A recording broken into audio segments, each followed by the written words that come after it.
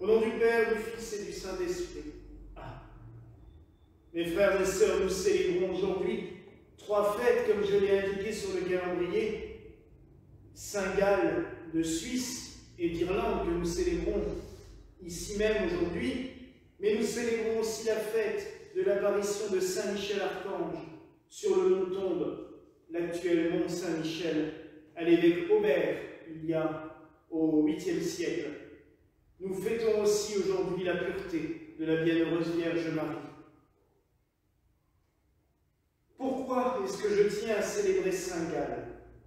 Tout simplement parce que nous avons une relique de lui, un petit morceau de sa tunique écrue, conservé ici, qui nous avait été transmise il y a quelques années en provenance de l'évêché de Saint-Gall en Suisse. Et deuxièmement, parce que c'est le saint patron de celui qui fut, pendant près de 10 ans, mon père spirituel, Monseigneur Gall Yvon Laigle. C'est lui qui m'a fait connaître son saint patron. C'est avec lui que j'ai choisi moi-même mon prénom de religieux colombanien, car vous savez que dans notre Église, nous avons ce tiers ordre monastique, l'ordre de Saint-Colomban, et nous choisissons un prénom. Mon prénom colombanien, beaucoup d'entre vous maintenant le savent, puisque c'est mon 2e nom d'évêque, Raphaël Magnoal. Et Magnoal était le disciple de Saint Gall durant sa vie. C'est pour cela que j'avais choisi ce prénom religieux. J'ai aussi la chance ce soir de porter la chasuble préférée de Monseigneur Gall. D'ailleurs, on voit que c'est sa préférée car elle est abîmée et elle a vieilli, tant il s'en est servi pendant ses plus de 60 ans de sacerdoce. Que dire de Saint Gall? Tout simplement, c'est qu'il fut l'un des 12, pas un des 12 apôtres, et comme nous l'écrit l'Évangile, mais un des 12 disciples d'un grand saint, Saint Colomban. Gall est né en Irlande, il a été élevé et éduqué à l'abbaye de Bangor, qui nous a laissé des manuscrits formidables et une règle monastique aussi encore très connue. Il a rencontré Colomban et il est devenu l'un de ses plus proches disciples. Et ce groupe, Colomban et ses 12 disciples, sont partis. Ils ont pris un bateau, ils ont traversé la mer, ils ont débarqué sur le continent, en Bretagne, à l'endroit que l'on appelle Saint-Coulon, près de Saint-Malo. Ils ont traversé toute l'Europe, toute la France, aller voir le roi d'Austrasie, Thierry, qui leur a donné des terres en Haute-Saône, aux confins des Vosges saunoises, comme on les appelle. D'abord, une terre à Annegré, où ils vont créer le premier monastère de tradition celtique, connu ici. Annegré va être très vite trop petit. Ils vont trouver une ancienne ville romaine un peu plus loin, auprès de sources chaudes, pour soigner les malades. Luxeuil-les-Bains. Et ils vont encore construire un autre monastère à côté, Fontaine-les-Luxeuil, car c'était encore trop petit. À chaque fois, venaient des disciples de partout. Il a vécu auprès de Saint-Colomban dans ces monastères, jusqu'au jour où Colomban va reprocher un peu violemment à la reine Brunehaute, qui a un peu pris la mainmise sur ses petits-enfants, et notamment sur le roi. Il lui reproche son impudicité, il lui reproche sa façon d'être, qui n'est pas en concordance avec une reine chrétienne comme elle se présente. La reine ordonne d'arrêter tout le monde, et elle les bannit.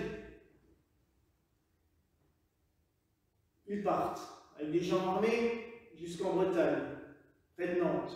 On les met sur un bateau pour les renvoyer en Irlande.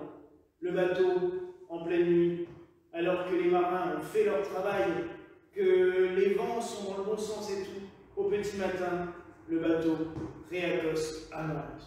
et cela plusieurs fois de suite. Personne ne comprend ce qu'il se passe.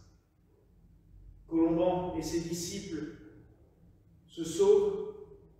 Ils retraversent la France, mais en passant par le nord, sur des terres qui ne sont pas les terres de la reine Brunehaute. Ils vont jusqu'à Metz, où ils rencontrent le roi, qui leur indique d'aller longer le Rhin. C'est ainsi que en Alsace, nous aurons aussi des fondations colombaniennes, puisque Léobard, un des 12, va créer le monastère de Marmoutier, près de Saverne. Ils vont descendre le Rhin, aller vers le lac de Constance. Là-bas, à Bregenz, ils vont faire un travail de conversion. À tel point qu'une légende dit que Saint Gall prêchait tellement bien qu'un démon du lac est sorti et s'est mis à vociférer, à hurler contre lui, en lui disant qu'il n'arriverait plus jamais à rien faire à cause de sa prédication. Malheureusement, Saint Gall était quelqu'un d'assez virulent de caractère, peut-être même un peu violent de caractère, et au lieu de faire les choses doucement, alors même que toute la population lui était acquise, tout le monde voulait les suivre, tout le monde était prêt à se convertir, il a pris les anciennes statues, les divinités païennes, il les a brisées et jetées dans le lac. La foule s'est retournée contre eux, 2 moines furent tués, et ils durent tous fuir. Ils partirent vers le sud du lac de Constance, Arbon. Et là, Gall fait une fièvre terrible.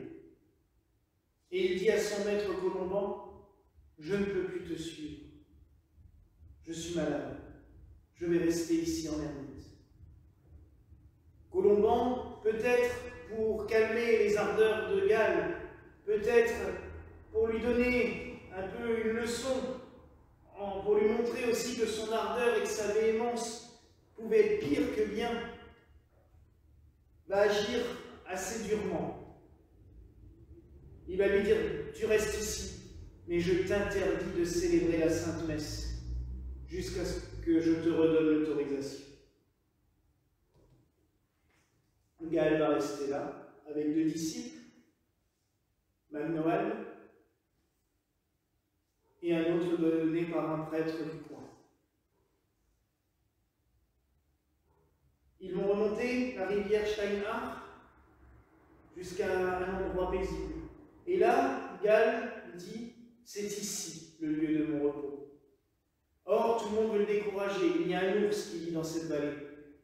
Et à chaque fois que quelqu'un s'y perd, on n'en retrouve plus que des morceaux. Gall n'a pas peur. Et dans ce dialogue très celtique avec les animaux, comme on le voit avec Colomban, on l'a vu dans d'autres mythes saints celtes, et comme on le reverra avec Saint François qui a magnifié l'esprit de la tradition celtique au XIIe siècle, au XIIIe siècle, Gall va voir l'ours et lui dit « Tu peux utiliser toutes les vallées que tu veux, mais laisse-moi celle-là, car c'est ici que je me repose.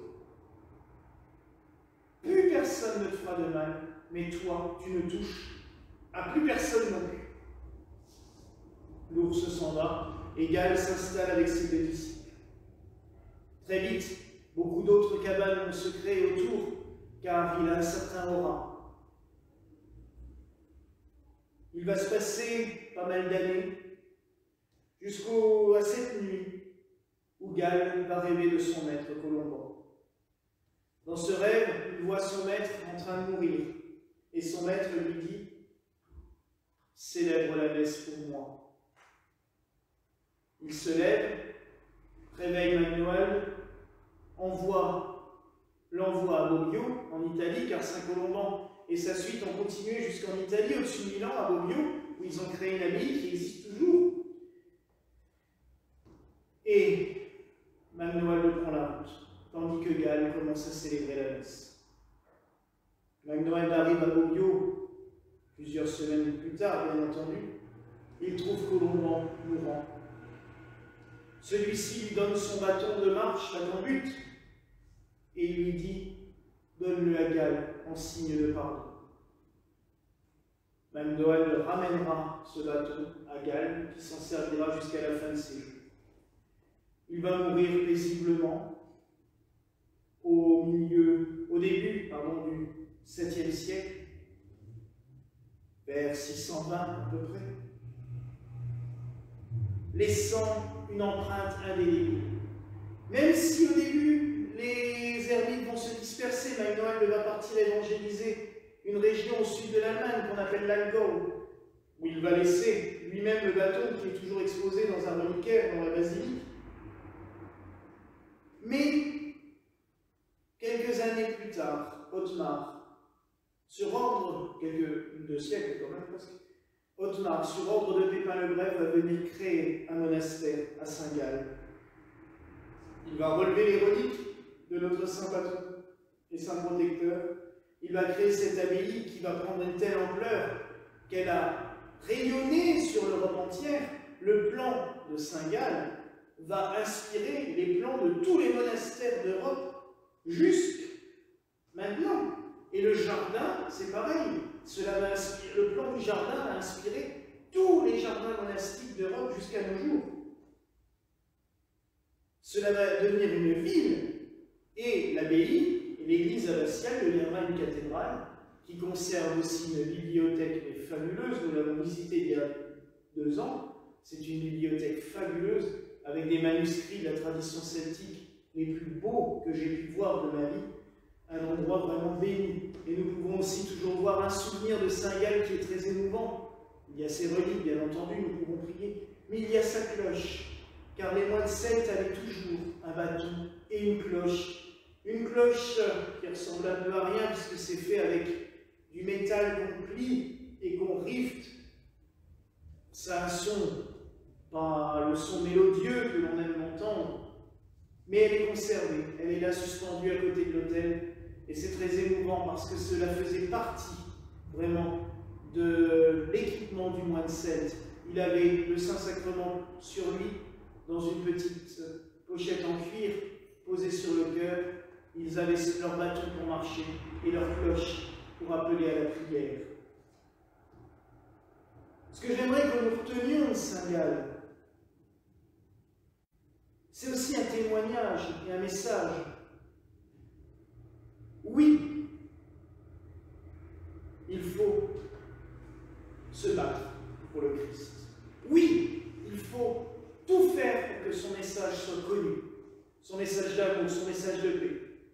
Mais il faut toujours y aller quand même avec des pincettes. Je dirais pas, mais avec du tact. Vous voyez, il avait converti une foule entière. Et le fait qu'il brise leur statut, alors qu'il aurait pu très bien attendre, cela aurait disparu tout doucement, les gens seraient sans doute débarrassés eux-mêmes. Mais le fait qu'il le fasse lui avec véhémence a retourné la situation contre lui. Peut-être une vengeance aussi du démon avec qui il avait combattu quelques jours avant, dont je vous ai parlé tout à l'heure. Oui, mes frères et sœurs, professons la foi du Christ. Toujours, partout. Mais il y a des moments où nous devons le faire avec douceur, avec tact, avec humilité. Saint-Gall, dans sa retraite, a réappris l'humilité, la pénitence, la prière. C'est pour cela que Colomban l'a pardonné et lui a redonné le pouvoir de célébrer la messe. Alors oui, mes frères et sœurs, méditons sur cette vie magnifique. Prions pour notre région, car je vous dirais que l'Alsace vénère énormément Saint-Gall. Il y a beaucoup de chapelles ou même de statues dans les églises représentant Saint-Gall, car cette abbaye, qui est en Suisse, je vous le rappelle, avait énormément de possessions terrestres ici en Alsace et de l'autre côté du Rhin, et ce qui fait que le culte a été énormément développé.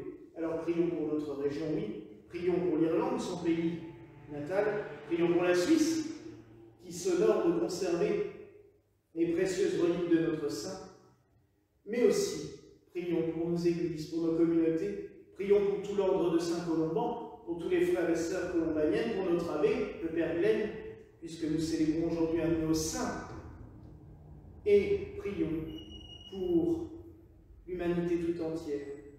que dans la douceur et l'humilité, le message du Christ puisse se communiquer partout. Voilà la grâce que je vous souhaite, mes frères et sœurs, au nom du Père, du Fils et du Saint-Esprit. Amen. Et que la paix du Seigneur soit toujours avec vous et avec vous.